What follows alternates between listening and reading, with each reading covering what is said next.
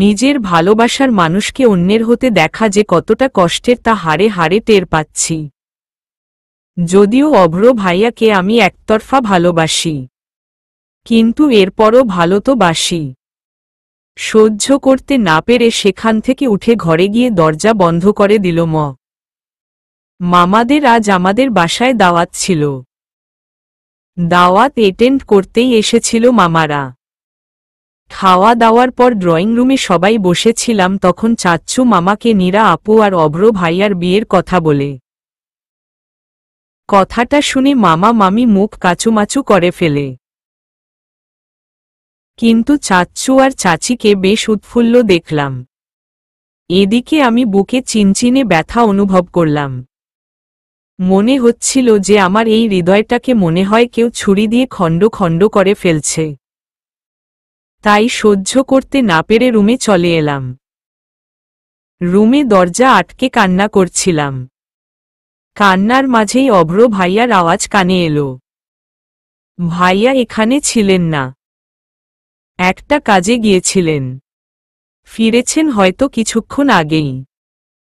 বেশ রেগেই কথা বলছেন উনি, যার ফলে আওয়াজ তুলনামূলক স্বাভাবিকের থেকে বেশি। What rubbish! বাবা, তোমার কি মাথা ঠিক আছে? আমি নীরাকে বিয়ে করব? এসব পাগলের পাল্লায় আমি অভ্র নেই। তোমার যদি নীরাকে এত পছন্দ হয় তবে তোমার আরেক ছেলে আছে না শুভ্র, ওকে বিয়ে দাও নীরার সাথে। আমি এই বিয়ে কোনোমতেই করতে পারবো না, আর এটাই আমার ফাইনাল ডিসিশন। নেক্সট এই বিষয় নিয়ে আমি আর একটা কথাও শুনতে চাই না বাবা, বলে চুপ করে গেলেন উনি।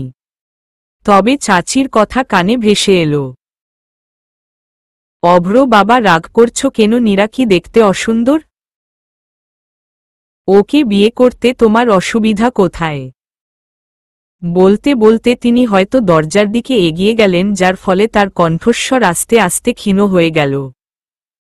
তাতে বুঝলাম অভ্র ভাইয়া চলে গেছেন, আর উনি নীরা আপুকে বিয়ে করতে রাজি নয়। অভ্র ভাইয়ার কথা শুনে আমার কান্না তখনই উধাও হয়ে গিয়ে ঠোঁটে হাসি ফুটে উঠেছে। তৎক্ষণাৎ এই সিদ্ধান্তে উপনীত হলাম যে করেই হোক অভ্র ভাইয়াকে নিজের মনের কথা বলে দিব।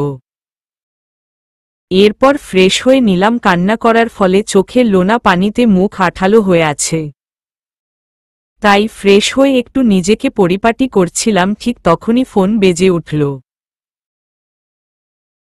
শুভ্র ভাইয়ার কল রিসিভ করতেই শুভ্র ভাইয়ার বাজখাই গলা শুনে মেজাজ গরম হয়ে গেল। শুভ্র ভাইয়া, তোমার সমস্যা কি বলো তো আমায়? মামি কি জন্মের সময় তোমার মুখে কোনো মধু দেয়নি? যখনই কথা বলবে তখনই এমন কর্কশ ব্যবহার। একদম আমি তোমার সাথে কথা বলবো না। তুমি আমাকে ফোন করবে না। বলে ফোন কাটতে যাচ্ছিলাম, তখন শুভ্র ভাইয়া করুণ স্বরে বললেন, মেঘা বোন, আমার ফোন কাটিস না। আমি আর তোর সাথে এভাবে কথা বলবো না। তুই তারপরও ফোনটা কাটিস না বোন। ভাইয়ার কথা শুনে আমার খুব হাসি পেল। কিন্তু আমি হাসলাম না। স্বাভাবিকভাবেই কথা বললাম। আমার মামার দুই ছেলে শুভ্র ভাইয়া আর অভ্র ভাইয়া, দুইজন যমজ, কিন্তু দেখতে মোটেও একরকম না। শুভ্র ভাইয়া সাদা ভূত, মাত্রাতিরিক্ত ফর্সা, যার কারণে সে আমাদের কাজিন মহলে ইংরেজের বংশধর বলে পরিচিত। শুভ্র ভাইয়া একটা ফাজিলের হাড্ডি, যে কোনো আড্ডা মাতিয়ে রাখার একটা ক্ষমতা আছে ভাইয়ার। কিন্তু অপরদিকে অভ্র ভাই শুভ্র ভাইয়ার মতো না। তার গায়ের রং উজ্জ্বল শ্যাম বর্ণের, হাইট মোটামুটি অতি লম্বাও না, আবার অস্বাভাবিক খাটোও না।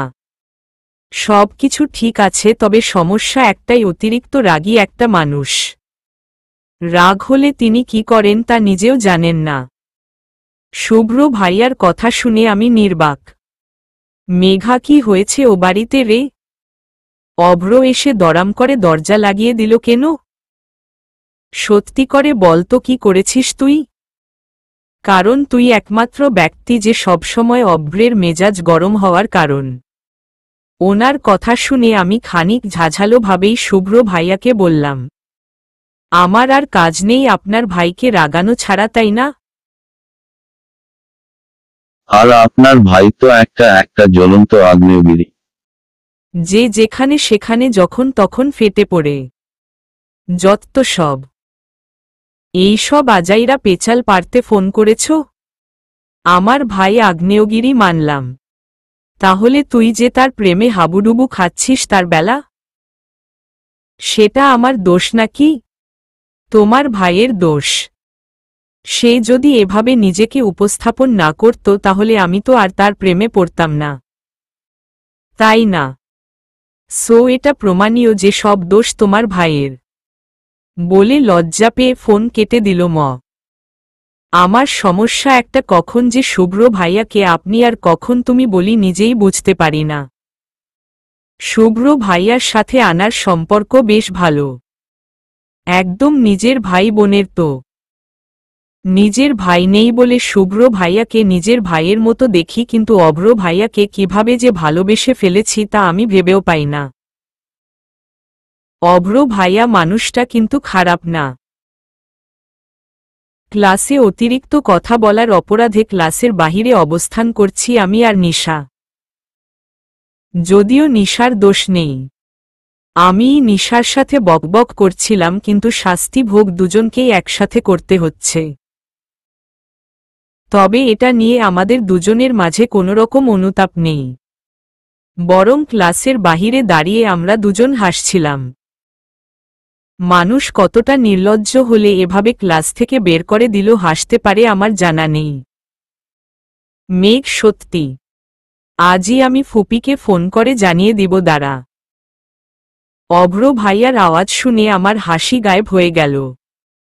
চোখ বড় বড় করে পিছনে তাকিয়ে দেখি তিনি দুই হাত বুকের কাছে বেঁধে আমার দিকে দৃষ্টি তাক করে দাঁড়িয়ে আছে। ওনাকে দেখে আমার হার্টবিট নেড়ে গেল, কিন্তু সেটা মুগ্ধতায় নয়, ভয়। বাসায় যদি একবার জানাজানি হয়ে যায় যে আমাকে ক্লাস থেকে বের করে দিয়েছিল তাহলে মা আমাকে আস্ত রাখবে না। ছোট থেকেই মা পড়াশোনার ব্যাপারে বেশ কড়া। আমাকে ভয় ভয় নিয়ে তাকিয়ে থাকতে দেখে অভ্র ভাইয়া বললেন, এ কি মেঘ, তুই ও ভয় পাস? আমার তো জানা ছিল না। তোর মতো লেডি গুন্ডিও ভয় পায় ভাবা যায়। অভ্র ভাইয়ার কথায় বেশ রাগ লাগল। কয়েকটা কথা শুনিয়ে দিল, শান্তি লাগত। কিন্তু আম্মুকে যদি বলে দেয় সেই ভয় কিছু বললাম না। এই মুহূর্তে তার জন্যে থাকা অনুভূতিগুলোও ভয় সেধিয়ে গেছে পেটের ভিতর। আমাকে চুপ থাকতে দেখে তিনি আবার বললেন, মেঘ, তোকে কি বোবা ধরল? কথা বেরোচ্ছে না কেন যেন তোর মুখ থেকে? অভ্র ভাই, আপনি? আমি তো সেই কখন থেকে তোর সামনে দাঁড়িয়ে আছি। তুই কি মাত্র আমাকে খেয়াল করলি মেঘ?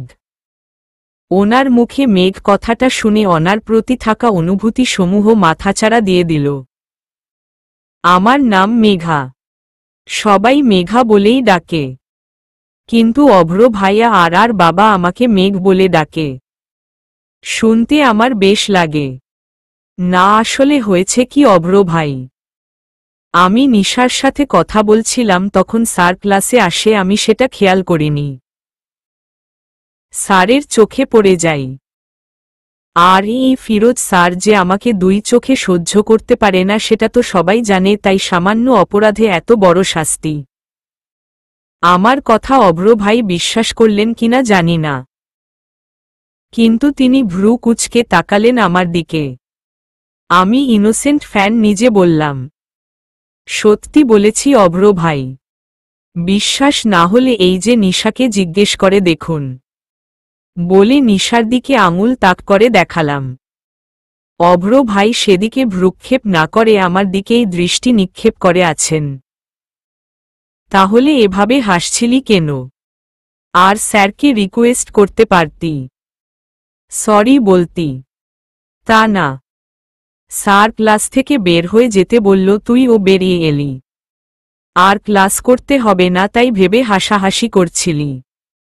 ইডিয়ট একটা, বলে তিনি সেখান থেকে চলে গেলেন। আর আমি বোকার মতো তাকিয়ে আছি। আমি যা বলেছি সত্যিই বলেছি। এই ফিরোজ স্যার কেন যেন আমাকে দুই চোখে সহ্য করতে পারেন না। আমি বুঝি না। সেই কলেজের প্রথম দিন থেকেই উনি আমাকে সামান্য ভুলেও ক্ষমা করেন না। বাসায় এসে ভয় ভয় আছি। ভাবছি অভ্র ভাইয়া বাসায় বলে দিয়েছে কিনা আমার কথা। মাকে দেখে বুঝতে পারছি না মায়ের মনে কি চলছে, কারণ তার মুখ গম্ভীর। তাড়াতাড়ি খাচ্ছিলাম তখন চাচির আগমন। আমাকে দেখেই মুখে হাসি ফুটে উঠল তার। চাচিরা আর আমরা আলাদা আলাদা ফ্ল্যাটে থাকি, তবে চাচি বেশিরভাগ সময় আমাদের বাসায়ই থাকে। আম্মুর সাথে গল্পসল্প করে। চাচির হাসির বিপরীতে আমিও সৌজন্যমূলক হাসি দিয়ে আবার খাওয়ায় মনোযোগ দিল। মেঘা, এভাবে কেন খাচ্ছিস? মনে হচ্ছে কতদিন না খেয়ে আছিস। ভালো করে খা। আরে চাচি, হেব্বি চাপে আছি। জীবন মরণ সমস্যা যাকে বলে। খেতাম ও না, কিন্তু খুব ক্ষুধা পেয়েছিল তাই খাচ্ছি। বুঝেছেন? চাচি মনে হয় না কিছু বুঝেছে, কারণ তার মুখ পেঁচার মতো হয়ে আছে, চোখগুলো গোল গোল করে তাকিয়ে আছে আমার দিকে। আমি খাওয়া শেষ করে তাড়াতাড়ি করে ছুটলাম রুমের দিকে। রুমে গিয়ে দরজা আটকে বসে আছি। এখন অনেকটা স্বস্তি পাচ্ছি। ফোন হাতে নিয়ে গেমস খেলছিলাম, তখন দরজায় মা ধুমধাম মারতে শুরু করেছে। মেঘা, দরজা খোল। কি হয়েছে তোর? ইলমা বলছে তুই নাকি কিসব বলছিলি আর তাড়াহুড়ো করে খাচ্ছিলি। কি হয়েছে তোর মেঘা? মা দরজা ধাক্কা দিয়েই যাচ্ছে। একটা মানুষের যে রুমের এদিক হতে ওদিক যেতে সময় লাগবে সে খেয়াল বোধ হয় নেই। দরজা খুলতেই সবাই হুড়হুড় করে আমার রুমে প্রবেশ করল। এভাবে এখানে সবাইকে দেখে আমি চোখ বড় বড় করে সবার দিকে চোখ বুলাচ্ছি। মা, চাচি, নীরা আপু, ভাইয়া, আপু সবাই এখানে। তোমরা সবাই এখানে কি করছো? আর কি সব বলছো মা তুমি? আমার কিছুই হয়নি। কে বলল যে আমার কিছু হয়েছে? আমার কথা মায়ের বিশ্বাস হল না। মা আমার কপাল আর গলায় হাত দিয়ে শরীরের তাপ পরীক্ষা করলেন। জ্বর তো নেই। তোর চাচি বলল তুই নাকি কিসব আবল তাবল বকছিস আর অভুক্তের মতো খাচ্ছিস। আমি ভাবলাম যে শরীর খারাপ করেছে, তাই ভয় পেয়ে গেছিলাম। মায়ের কথা শুনে আমি চাচির দিকে করুণ চোখে তাকালাম। কথা বুঝতে পারেনি, আমাকে বলতে পারত, কিন্তু না, তার তো বাড়িয়ে চড়িয়ে বলা অভ্যাস। আমি ঠিক আছি। ঘুম পাচ্ছে বলে সবাইকে রুম থেকে বের করে দিল আম্মু, চাচি আর নীরা আপু চলে গেল। আর আপু আর ভাইয়া আমার বিছানায় বসে পড়লেন। তাদের চোখে মুখে বিরক্তির রেশ। তোমাদের দুজনের কি হয়েছে বলতে পারো? এভাবে হুতুম প্যাঁচা হয়ে আছো কেন? দুইটাকেই তো মনে হচ্ছে চিড়িয়াখানায় পাঠাই দেই। আমার কথা শুনে ভাইয়া হতাশার সুরে বলল। কি আর বলল তোকে বোন, বল। চাচির কথা শুনে আমরা তো বেশ ভয় পেয়ে গেছিলাম। উনি বলছিল যে মেঘার কি হয়েছে ভাবি? মেয়েটাকে খুব অস্বাভাবিক আচরণ করতে দেখলাম। তাড়াহুড়ো করে খাবার নাকে মুখে দিচ্ছিল। আমি শুধু বললাম যে মেঘা ভালো করে খা। ওমা, মেয়ে যে কিসব বকছে ভাবি, মেয়েটাকে দেখুন গিয়ে হয়েছে। আমার তো মনে হয় ওর শরীর খারাপ করেছে, তাই আবলতাবল বকছে। চোখ মুখও দেখলাম কেমন যেন হয়ে আছে। ভাবি তাড়াতাড়ি গিয়ে দেখুন মেয়েটার কি হলো। ভাইয়ার কথা শুনে আমি পুরা অবাক। সামান্য তিলকে কিভাবে তাল বানাতে হয় তা চাচির থেকে খুব ভালো করেই শেখা যাবে। তিনি সামান্য একটা কথাকে রস মাখিয়ে এমন করে তুলবে যা শুনকে যে কেউ বিশ্বাস করে ফেলবে। ভাইয়ার কথা শুনে আপু বলল, আমি ফ্রেন্ডদের সাথে অনলাইনে প্রেজেন্টেশন নিয়ে ডিসকাস করছিলাম। চাচির কথা শুনে তারা ও ভয় পেয়ে আমাকে বলল, বৃষ্টি তুই যা, বাকিটা আমরা করে নেব, তুই গিয়ে মেঘাকে দেখ কি হলো ওর। ওরা আমাকে যখন পড়ে তোর কথা জিজ্ঞেস করবে আমি আর বলবো ভাবতে পারছিস। এরপর 3 ভাই বোন একসাথে দীর্ঘশ্বাস ফেললাম। রাতে ভাইয়ার রুমে গিয়ে ভাইয়াকে জ্বালাচ্ছিলাম আইসক্রিম খাওয়ানোর জন্যে। ঠিক তখন কোথা হতে যেন অভ্র ভাইয়ার আগমন। তিনি রুমে এসেই ভাইয়াকে বললেন, আকাশ ভাই, তোমরা একে বিয়ে দিয়ে শ্বশুর বাড়ি পাঠাতে পারো না? বিয়ে দিল, 3 বাচ্চার মা হয়ে যেত এতদিনে। সে আবার এখন বাচ্চাদের মতো আইসক্রিমের বায়না করছে। অভ্র ভাইয়ের কথায় কান না দিয়ে আবার ভাইয়াকে বললাম, ভাইয়া চলো না, একটাই খাবো শুধু, প্রমিস, প্লিজ ভাইয়া চলো না। মেঘা, আমি কাজ করছি, তোকে তো বললাম কাল এনে দিব। এখন এখান থেকে একবার উঠলে আমার কাজের থেকে মনোযোগ নষ্ট হয়ে যাবে। আজ পারছি না বোন, সরি। বলে ভাইয়া আবার তার ল্যাপটপে দৃষ্টি দিতে দিতে অভ্র ভাইয়াকে বসতে বললেন। আমি ভাইয়াকে রেগে বললাম, থাকো তুমি তোমার কাজ নিয়ে, কেউ আমাকে একটুও ভালোবাসে না। দাঁড়াও, আমি শুভ্র ভাইয়াকে ফোন করছি যেন আমাকে আইসক্রিম এনে দেয়।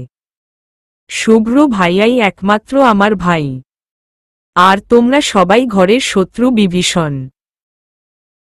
শুভ্র ভাইয়াকে ফোন করে আইসক্রিম আনতে বললে তিনি আমাকে নিয়ে আসছে বলে জানালেন।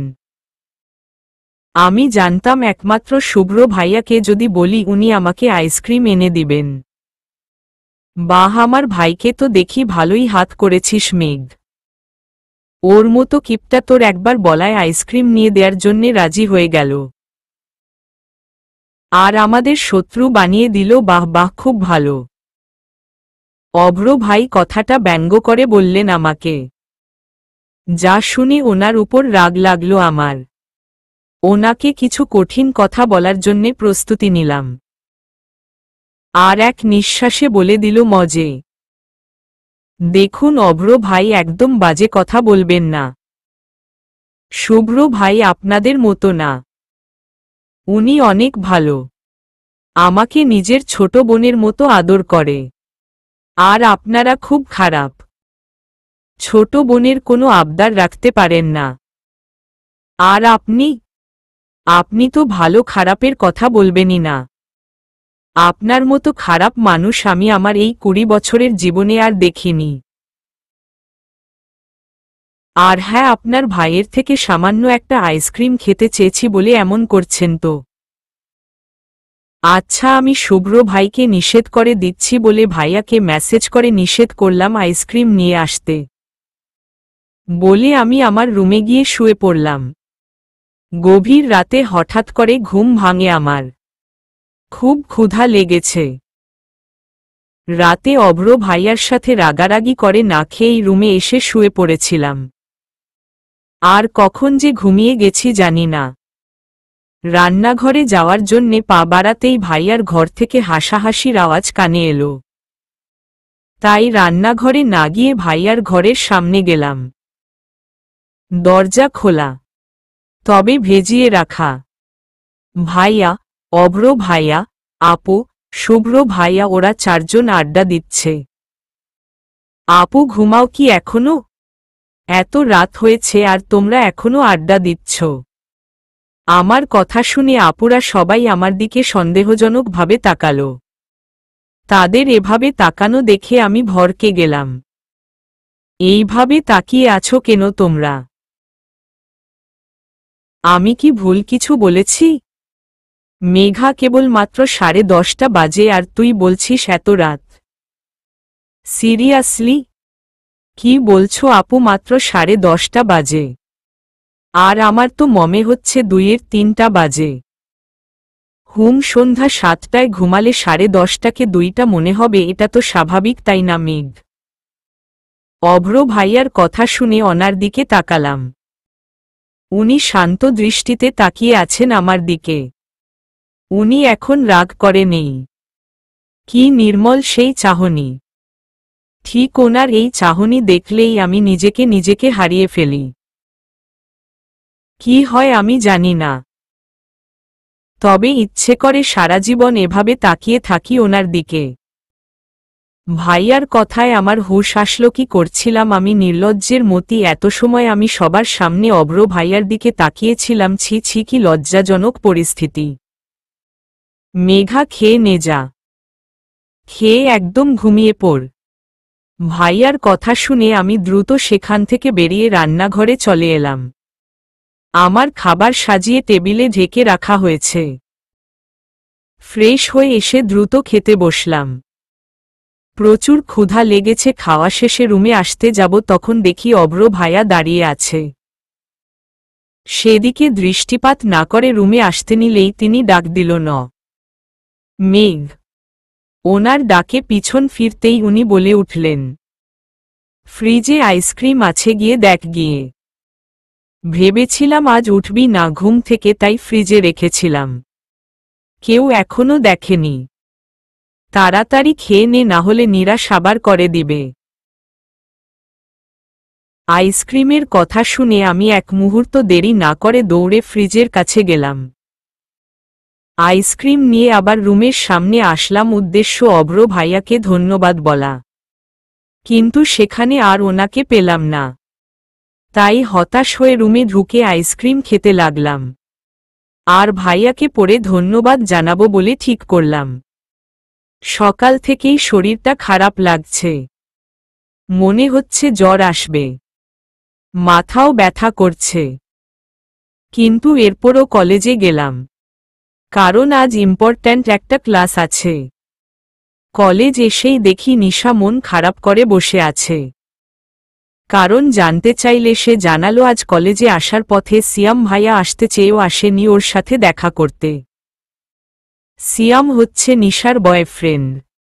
তাদের মাত্র 3 মাসের প্রেম, কিন্তু এর মাঝে তাদের কমপক্ষে 200 বার ব্রেকআপ হয়েছে। সামান্য এদিক ওদিক হলেই নিশা ব্রেকআপ করে। আর তার কিছুক্ষণ পর তার ঘ্যান ঘ্যান শুরু হয়ে যাবে। কলেজে থাকলে বারবার বলবে, দোস্ত আমার কি হবে এইবার? ও আমার সাথে কথা না বললে আমি মরেই যাব। আর যদি আমি সামনে না থাকি তাহলে 100 বার ফোন করে এইসব বলবে। আর ফ্যাচ করে কান্না করবে। যার ফলে ওর ব্রেকআপ হলে আমাকে ফোন বন্ধ করে রাখতে হয়। আরে হয়তো ব্যস্ত ছিল বা ঘুম থেকে উঠতেই পারেনি ভাইয়া। মন খারাপ করিস না। দেখবি ক্লাস শেষে উনি তোর সামনে এসে হাজির হতে পারে। হতে পারে তোকে সারপ্রাইজ দেওয়ার জন্যে উনি আসেনি। এত নেগেটিভ ভাবিস কেন? Be positive. রাখো তোর পজিটিভ। বদমাশ একটা ছেলে। ধরতে পারলে সব চুল ছিঁড়ে দিতাম। দোস্ত বিশ্বাস কর, আমি আজ ওর সাথে সিরিয়াসলি ব্রেকআপ করব। জানিস আমি প্রায় আধা ঘন্টা অপেক্ষা করেছি, কিন্তু সে আসেনি। লাস্ট ব্রেকআপের সময় ও সেম ডায়লগ দিয়েছিলি, মনে আছে না? নেই? লজ্জা করে না তোর প্রতিবার এক কথা বলতে? পরে আবার কান্না করবি যে ওর সাথে কথা না বললে আমি মরে যাব। আজ যদি তুই শুধু সেম কাজ করিস। আইস আর নিশা, তোকে কাল আমি যদি ভরা কলেজে কান ধরে উঠবস করাব। তখন বুঝবি ইডিয়ট। তুই আমাকে এইভাবে বলতে পারলি মেঘা? তুই না আমার জানু হস? এভাবে আর মান সম্মান নিয়ে টানাটানি করবি তুই? নিশা কাদো কাদো হয়ে কথাটা বলে আমার দিকে উত্তরের আশায় তাকিয়ে আছে। নিশার কথা শুনে এখন আমার খুব বলতে ইচ্ছে করছিল যে বলি, ভাই তোর কয়টা জানু? এই না 2 দিন আগে বললি সিয়াম তোর জানু, আজ আবার আমাকে বলছিস? সিরিয়াসলি তুই 2 in 1? কিন্তু ইচ্ছেটাকে গোপন রেখে তার দিকে তীক্ষ্ণ দৃষ্টি নিক্ষেপ করে বললাম, হয়েছে, আর কান্না করা লাগবে না।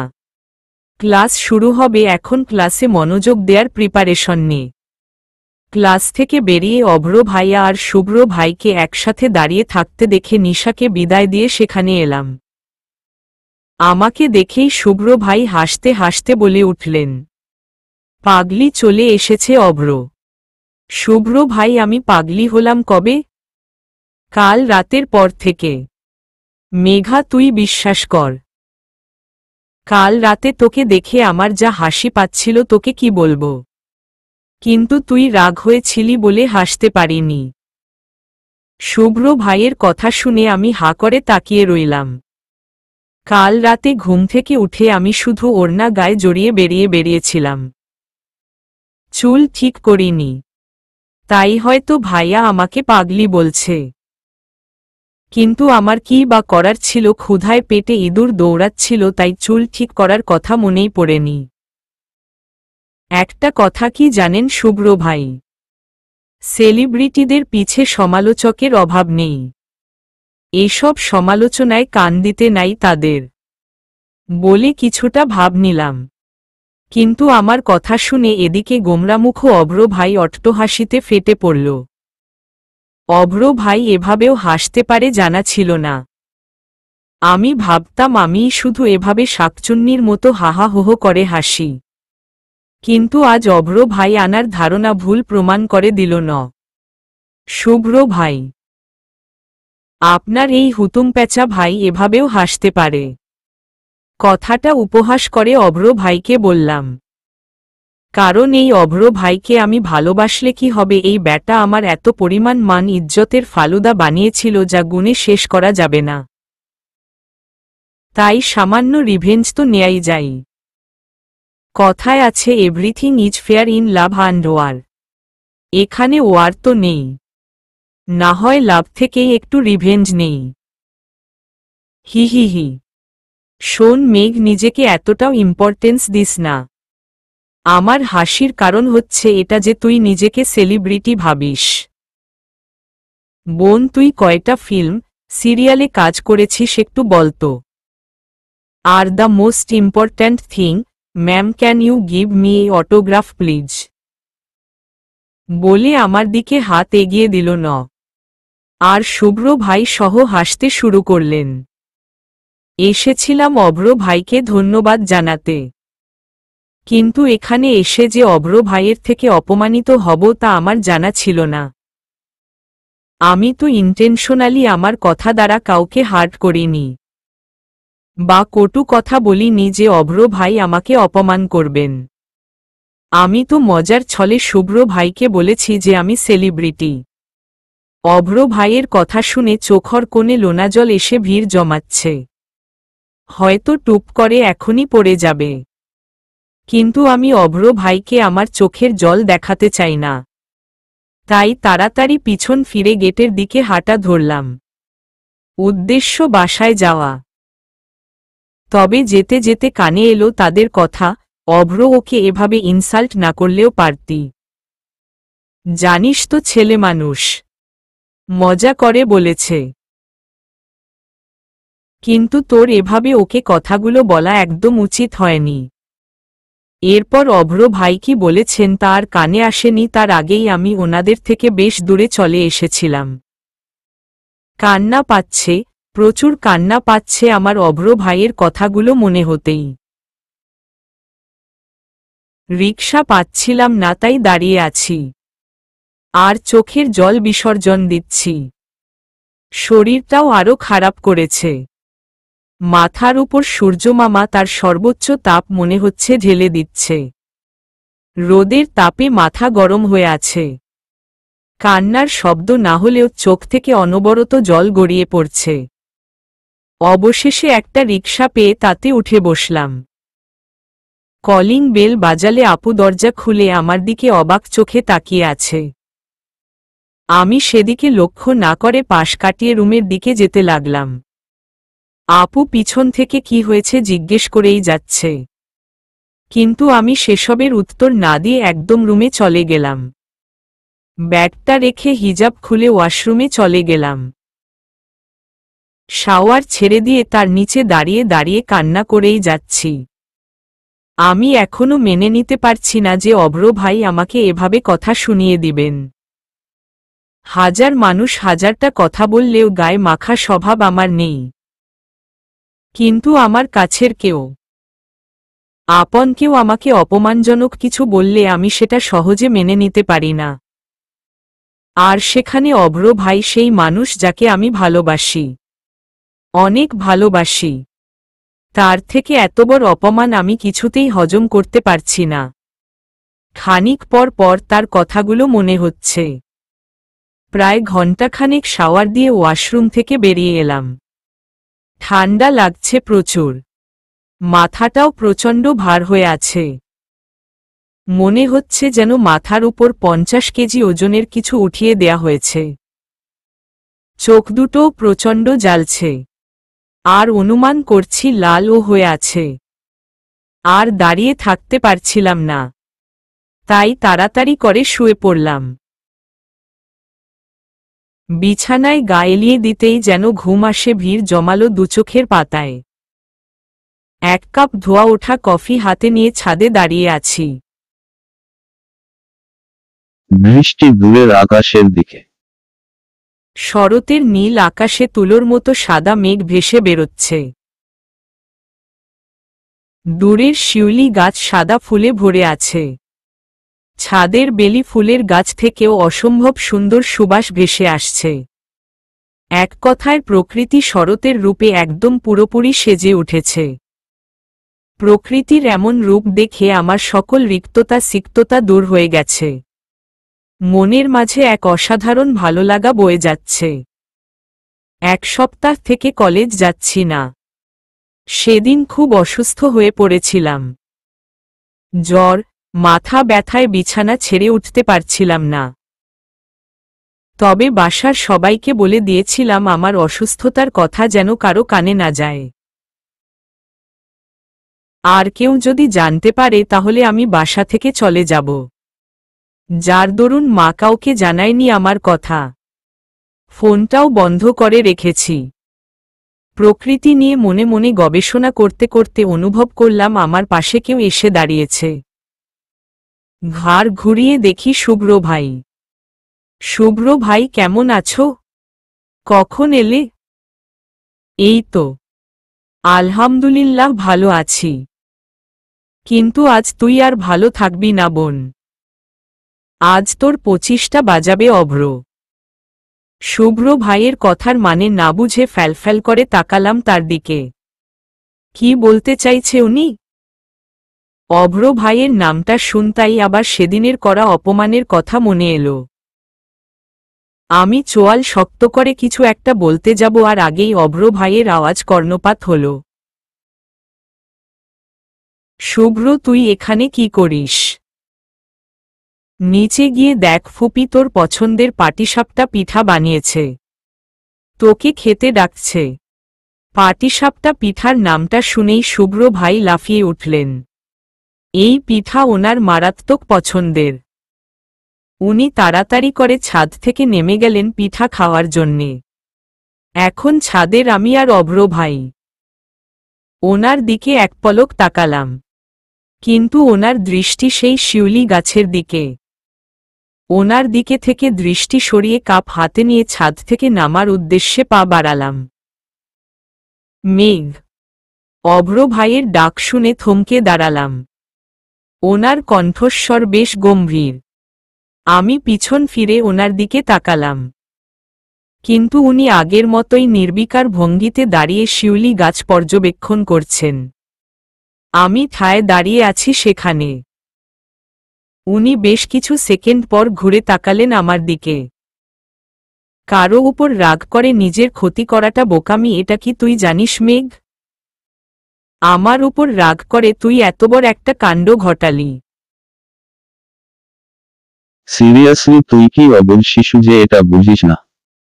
কিভাবে তুই জ্বর বাঁধালি একটু বলবি আমাকে? না মানে আমিও ট্রিক্সটা শিখে রাখতাম। অভ্র ভাইয়ের কথা শুনে আমি অবাক হয়ে গেলাম। তার কণ্ঠে রাগ আমি স্পষ্ট বুঝতে পারছি, কিন্তু তিনি যথেষ্ট কন্ট্রোল করে আমাকে কথাগুলো বলছেন। তার এমন কথা শুনে আমার যে কি হলো আমি জানি না। আমি এমন একটা কথা বলে উঠলাম যা শুনে অভ্র ভাই ভূত দেখার মতো চমকে উঠলেন। চোখ বড় বড় করে তাকিয়ে আছেন আমার দিকে।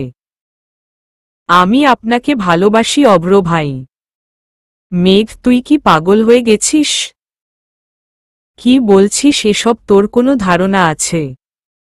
আমি তোকে সবসময় আমার ছোট বোন ভাবতাম মেঘ। এসব পাগলামি মাথা থেকে ঝেড়ে ফেলে পড়াশোনায় মনোযোগ দে। প্রেম ভালোবাসার আরও সময় আছে, আগে নিজের ক্যারিয়ার গড়, এরপর দেখবি আমার থেকেও ভালো কাউকে পেয়ে যাবি। এসব আর মাথায় আনবি না, ঠিক আছে? অভ্র ভাইয়ের কথা শুনে আমার হুঁশ এলো আমি কি বলেছি তাকে। আমি যে তার উপরে রাগ হয়েছিলাম এটা আমার মাথা থেকে বেরিয়ে গিয়েছে। আর আমি তাকে আমার মনের কথা বলে দিয়েছি। এখন চাইলেও আমি তাকে আর রাগ দেখাতে পারছি না। তবে ভিতরে ভিতরে আমি রাগে ফুঁসছি। অবশেষে রাগ, লজ্জা, ভয় সব কিন্তু একসাথে কান্না হয়ে ঝরে পড়ল দুই আঁখি হতে। তবে একটা বিষয়ে আমি অবাক হয়ে গেলাম। অন্য কেউ যদি এখানে থাকতো অভ্র ভাই তাকে কষিয়ে একটা থাপ্পড় লাগাতো। কিন্তু আমাকে উনি শান্তভাবে বুঝাচ্ছেন। তবে এসবে তেমন একটা গুরুত্ব দিল না। আমি তাড়াতাড়ি অভ্র ভাইকে সরি বলে ছাদ থেকে দৌড়ে নেমে গেলাম। রাতে ভাইয়ার রুমে গিয়ে দেখি ওরা চারজন আজও আড্ডা দিচ্ছে। আমি ভেবেছিলাম শুভ্র ভাই আর অভ্র ভাই চলে গিয়েছেন, কিন্তু এখনো আছে দেখে চলে যেতে নিলেই ভাইয়া আমাকে ডাক দিল, ন পিচ্চি, কি হয়েছে? এসেই চলে যাচ্ছিস কেন? আয় বসো, সবাই মিলে আড্ডা দেই কিছুক্ষণ। ভাইয়ার কথা শুনে পিছন ফিরলাম। ভাইয়া পিছিয়ে গিয়ে বিছানায় আমার জন্যে জায়গা করে দিল। আমি বসতেই ভাইয়া আমাকে বললেন, কিছু বলবি তুই?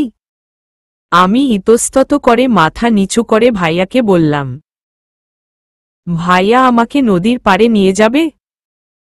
ওখানে অনেক সুন্দর কাশফুল হয়েছে। ফেসবুকে সবাই কাশফুলের সাথে পিক দিচ্ছে। আমি তো যেতেই পারলাম না, তাই পিকও দিতে পারলাম না। প্লিজ ভাইয়া নিয়ে যাবে। আমার কথা শুনে ভাইয়া আর শুভ্র ভাইয়া হাসল। কিন্তু অভ্র ভাই রেগে গেলেন। উনি রেগে আমাকে বললেন, তোর কিসের এত ফেসবুকে পিক আপলোড দেয়া লাগবে? হ্যাঁ, পড়াশোনা নেই, সারাদিন ফেসবুক দ্বারা ফুপিকে আজ বলবো যে তোর ফোন নিয়ে নিতে। পড়াশোনার নাম নেই। ক্লাস থেকে বের করে দেয় ওনাকে স্যার, আর উনি পড়ে আছেন কাশফুল নিয়ে। অভ্র ভাইয়ের কথা শুনে আপুও তার সাথে তাল মিলিয়ে বলল, ঠিকই তো মেঘা, এত ট্রেন্ড মেনে চলতে হবে না তোকে। আগে পড়াশোনা কর মনোযোগ দিয়ে। আপুর কথা শুনে আমি মন খারাপ করে ফেললাম। মুখ কালো করে উঠে বেরিয়ে এলাম ভাইয়ার রুম থেকে। পিছন থেকে ভাইয়া ডেকেছিল, কিন্তু আমি আর সেদিকে যাই ফিরেও তাকাইনি। কিন্তু রুমের বাহির থেকে শুনলাম ভাইয়া আপু আর অভ্র ভাইকে বকছে। শুক্রবার নামাজ শেষে খাওয়ার পর ঘুমানোর প্রস্তুতি নিচ্ছিলা।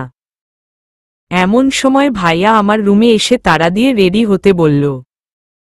আমি কেন জিজ্ঞেস করলে বললেন কি নাকি দরকার আছে, আমাকে যেতে হবে তাই রেডি হতে বলছে। ভাইয়া আর আপুর মাঝে আমি ভাইয়াকেই বেশি ভালোবাসি, কারণ আপু বজ্জাত একটা মেয়ে। সব সময় সে আমার সাথে রাগ দেখায়। কিছু একটা বললে এমন চোখ রাঙানি দিবে যে দ্বিতীয়বার আমি আর সেদিকে তাকাই না। মাঝে মাঝে ভাবি রিয়াদ ভাইয়া কিভাবে আপুকে বিয়ে করার জন্যে রাজি হল। বিয়ের পর ভাইয়ার জীবনটা যে তেজপাতা হবে এটা আমি শিওর। ভাইয়ার কথা মতো ভদ্র মানুষের মতো রেডি হয়ে নিলাম। ভাইয়ার সাথে বাইকে উঠে চললাম গন্তব্যে। ভাইয়া আমাকে আমার বলা সেই নদীর পাড়ে নিয়ে এসেছে, যা দেখে আমার চোখে মুখে খুশির ঝিলিক উপচে পড়ছে। ভাইয়া ও আমার খুশি দেখে খুব খুশি। পিচ্চি, মন ভালো হয়েছে? এইবার খুশি তো? ঈশো, শুভ্র আর বৃষ্টি মিলে আমার পিচ্চির মনটাই খারাপ করে দিয়েছিল। আজ ফ্রি আছি তাই ভাবলাম তোর আবদারটা পূরণ করে ফেলি। তো বল, কেমন লাগলো সারপ্রাইজ? এতগুলা থ্যাঙ্কস ভাইয়া, খুব খুশি হয়েছি জানো। আমার তো বিশ্বাসই হচ্ছে না যে আমি এখানে এসেছি। লাভ ইউ ভাইয়া, বলে আমি দৌড়ে কাশফুলগুলোর কাছে গেলাম। ফটাফট কয়েকটা সেলফি তুলে নিয়ে দেখি ভাইয়া আমার ছবি তুলছে, তাই আমার ফোন রেখে ভাইয়ার ফোনে পিক তুলতে শুরু করলাম। ছবি তুলছি এমন সময় দেখি আমার কাজিন গ্রুপ দল বেঁধে আমাদের দিকে এগিয়ে আসছে। সবাইকে দেখে আমি চোখ বড় বড় করে তাকালাম।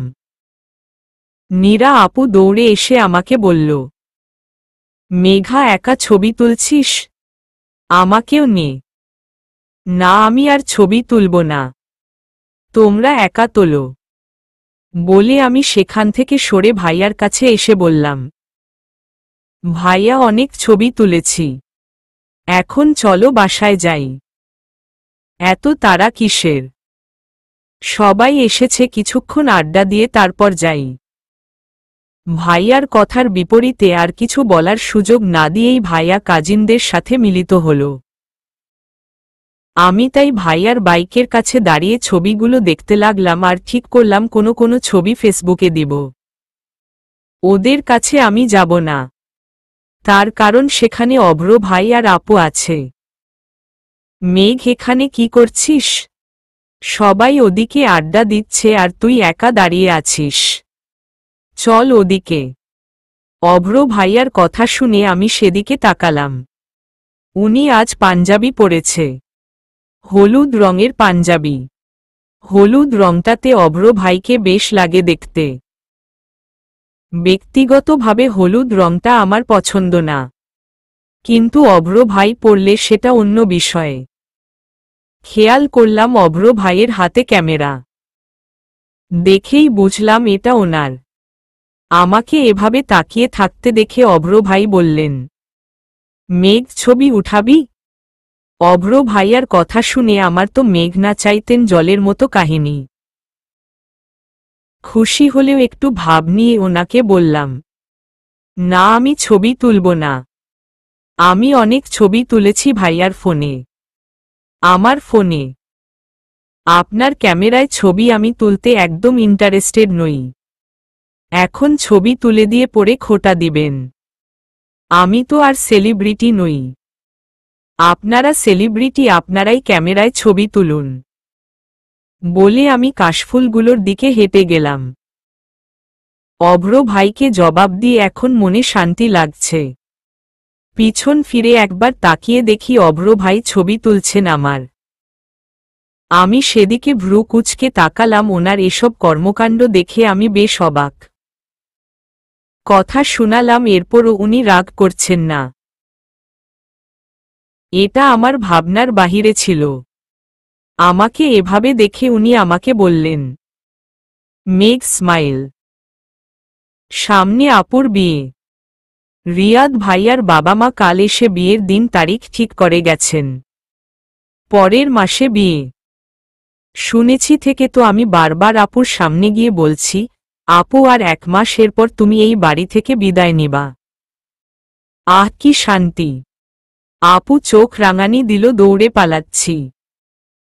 আবার কিছুক্ষণ পর গিয়ে বলছি, অভ্র ভাইয়ার সাথে 15 দিন থেকে কথা বলি না। ওনাকে ইগনোর করে চলছি। দেখা হলেও তার সাথে কথা বলছি না। কলেজে দেখা হলে সাইড দিয়ে চলে আসি, একবার ঘুরেও তাকাই না। তবে এটা খেয়াল করি যে উনি আমার দিকে তাকিয়ে আছেন। মামা বাসায় আজ আমাদের যেতে বলেছে, কিন্তু আমি সাফ জানিয়ে দিয়েছি যে আমি যাব না। মা আর আপু বেশ বকাবকি করল, কিন্তু আমি না ছাড়া হ্যাঁ বলিনি। সন্ধ্যার দিকে সবাই চলে গেছে আমাকে রেখে। বাসায় আমি একা, তাই দরজা বন্ধ করে ফোনে মুভি দেখছি। ঘণ্টাখানেক পর কলিং বেল বেজে উঠল। এত তাড়াতাড়ি তো বাড়ির কেউ আসবে না। তাই একটু ভয় লাগতে শুরু করল। দরজার সামনে গিয়ে আবার ফিরে এলাম। ভাইয়াকে ফোন দেওয়ার জন্যে ফোন হাতে নিয়ে দেখি অভ্র ভাই মিস কল দিয়েছেন। আমি ফোন হাতে নিতেই আবার তার নাম্বার থেকে কল এলো।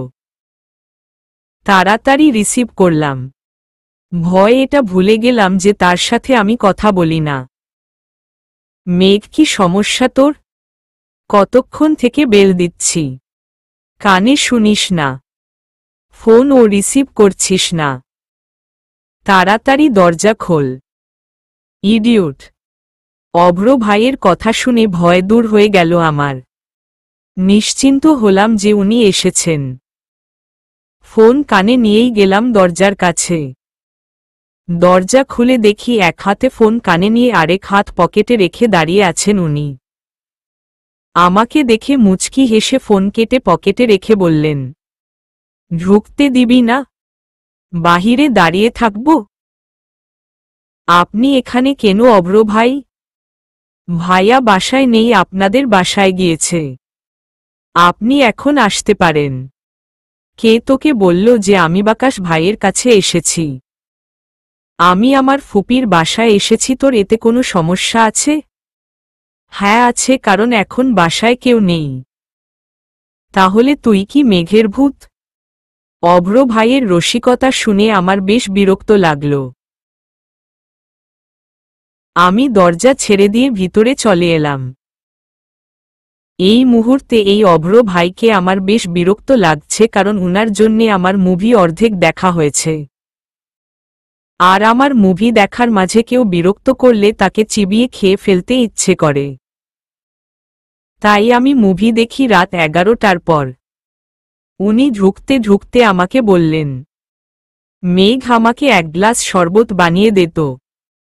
উনার কথা শুনে আমি চোখ বড় বড় করে তাকালাম, কারণ উনি শরবত খান না। আর সেই মানুষ আমার কাছে শরবত খেতে চাচ্ছেন। অভ্র ভাই, আপনি শরবত খাবেন?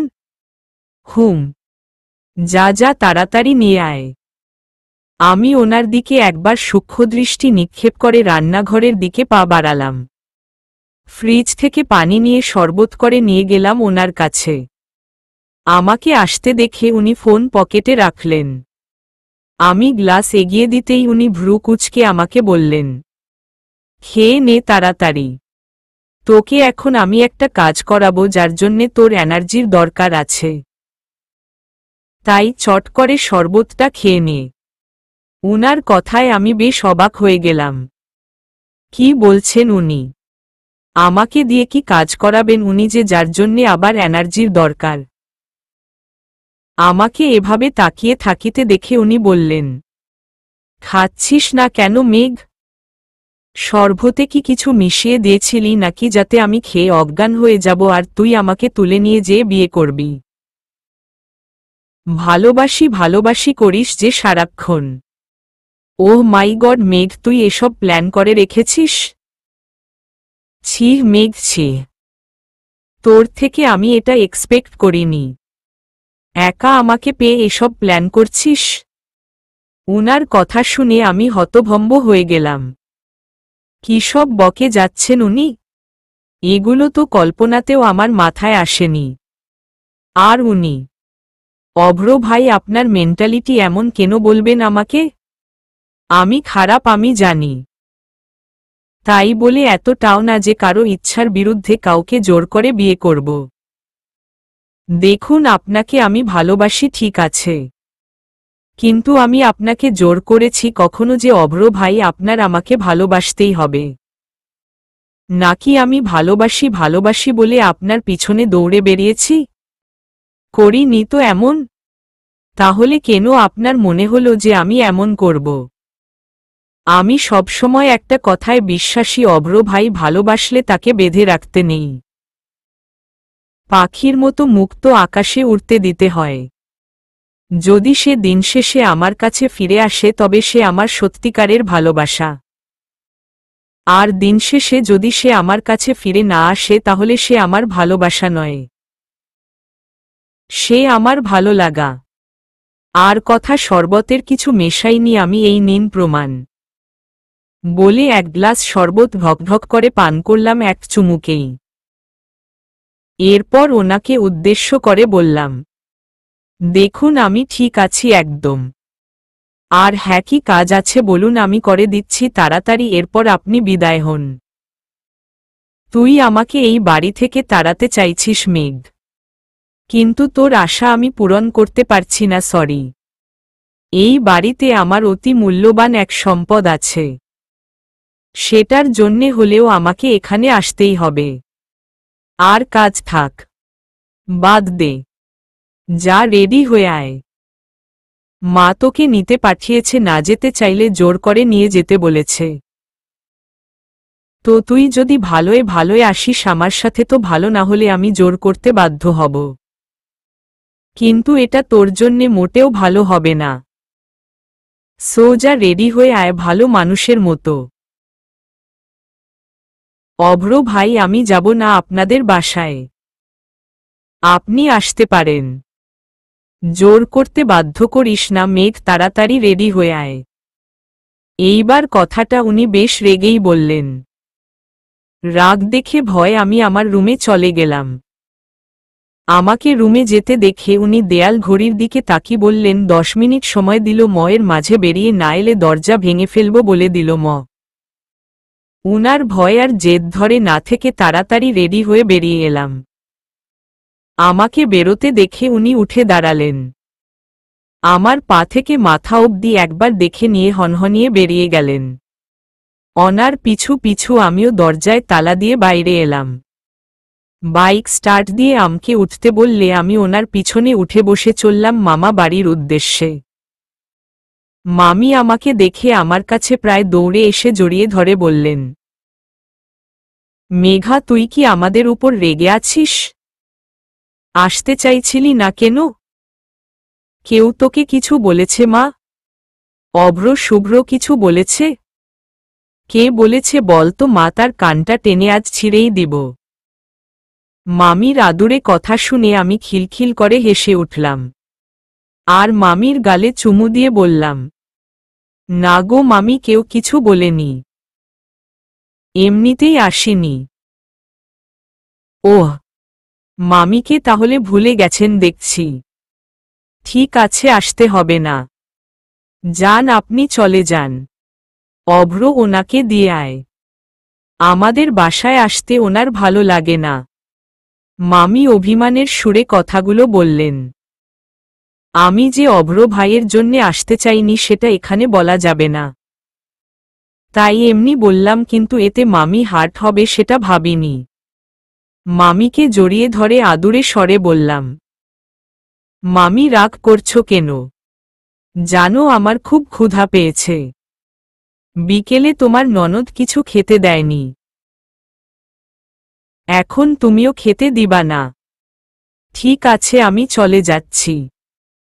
বলে মামিকে ছেড়ে দিতেই মামি হেসে দিয়ে বললেন, খুব ফাজিল হয়েছিস দেখছি মেঘা, তোকে দেখি বৃষ্টির আগে বিয়ে দিয়ে দিতে হয়। মামির কথার উত্তর না দিয়ে তাকে তাড়া দিল ম খাবার খেতে দেওয়ার জন্যে, কারণ কথা বেশি বললে কথা বাড়বে। আর কথায় কথায় যদি আমার মুখ থেকে অভ্র ভাইয়ের কথা বেরিয়ে যায় তাহলে বিপদে পড়তে হবে। তাই কথা কাটিয়ে দিল ম। চলবে।